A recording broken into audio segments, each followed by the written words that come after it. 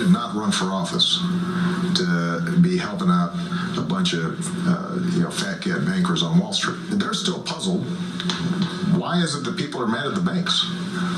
Well, let's see.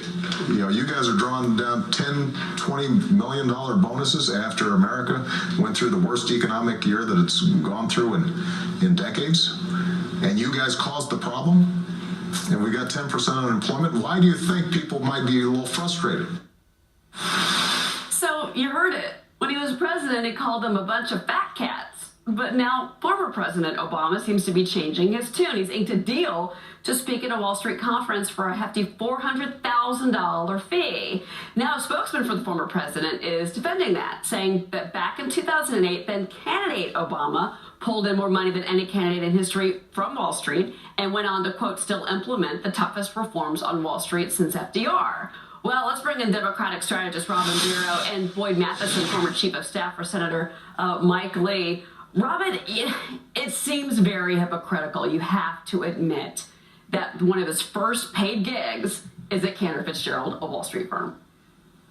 I can appreciate that, but he's doing what every president since Reagan has done. Reagan got paid $1 million for his first speech post-presidency, then $2 million. George W. Bush got a whopping $15 million before his presidency. Donald Trump was paid 3 times what President Obama's paid. So this is a free market. Even my most ardent friends across the aisle who are President Obama's biggest critics agree that this is a free market. He's got the experience and the expertise, and he's getting paid rightfully what the market will bear for his experience.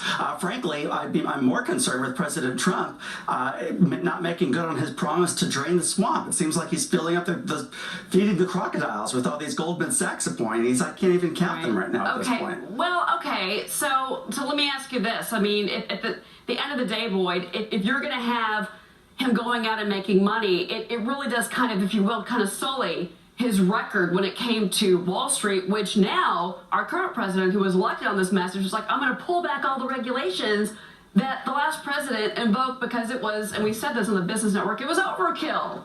It was. It actually stifled innovation and it stifled economic growth. That's right. And while if you wanted to be snarky, you could say, President Obama, welcome to the free market economy, and that would be right. But you also have to look at it in terms of the precedent. Obviously, all presidents from both parties have done this. But the bigger question is, where does this really take us? It really undermines, I think, a lot of the trust the American people already have with Washington. And this is the swamp at its best. Mm-hmm. I mean, if you look at Cantor Fitzgerald, and if you say, okay, they're paying former President Obama $400,000 to come inspire and motivate and give strategies and tactics to their employees so they can do their jobs better. That's even better. That's a bad investment. No, the best that's right. twist is that Robin, it's a healthcare conference.